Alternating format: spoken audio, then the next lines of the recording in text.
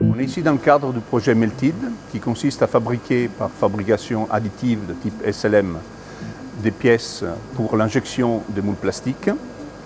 Et une fois fabriquées, ces pièces ont besoin d'être polies, notamment les canaux internes de ces pièces ont besoin d'être polis pour que la surface interne soit fonctionnelle. Fonctionnelle d'un point de vue de rugosité et fonctionnelle d'un point de vue de contrainte résiduelle. IPC a fabriqué les pièces par fabrication additive, nous les a envoyées et nous avons effectué le polissage par pâte abrasive.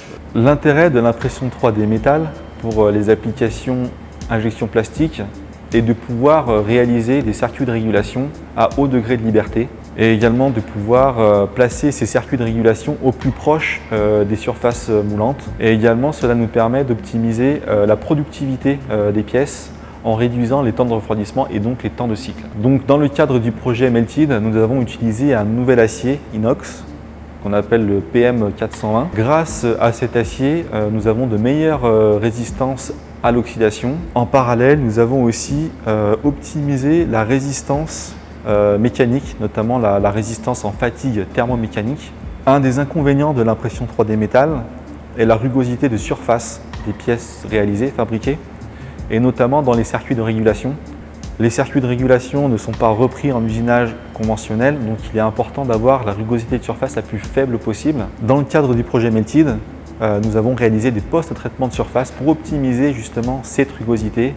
Pour ça, on a utilisé la machine que vous avez juste derrière moi, qui permet de faire l'extrusion de pâte abrasive, un fluide non newtonien qui vous a été défini, donc à la fois du silicone, de l'huile et des abrasifs. Pour ça, il faut que la matière, on puisse la faire passer de la partie basse à la partie haute et pour pouvoir faire des allers-retours. Nous avons utilisé des entonnoirs, des collecteurs qui permettent l'arrivée de la pâte et la sortie. Ce process étant interne, il est impossible de voir l'effet de notre process pendant son travail. Ainsi, nous avons découpé la pièce pour être capable d'aller voir l'intérieur de la finition de la surface.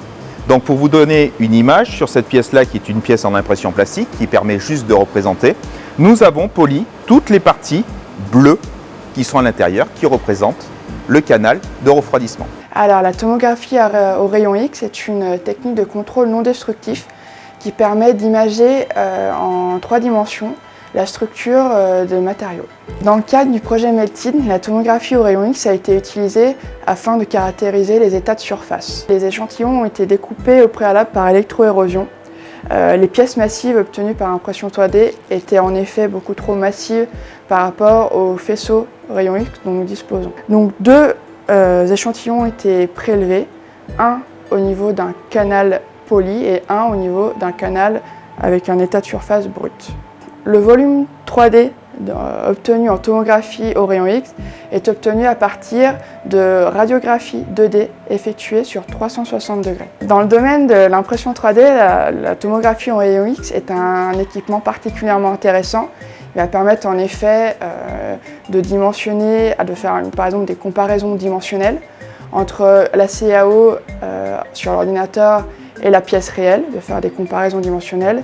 Il va permettre aussi de déterminer les porosités internes, de les caractériser en nombre, en forme. Et puis enfin, la tomographie peut être aussi adaptée pour tout ce qui est en amont, pour tout ce qui va être analyse dimensionnelle des poudres utilisées en impression 3D métallique.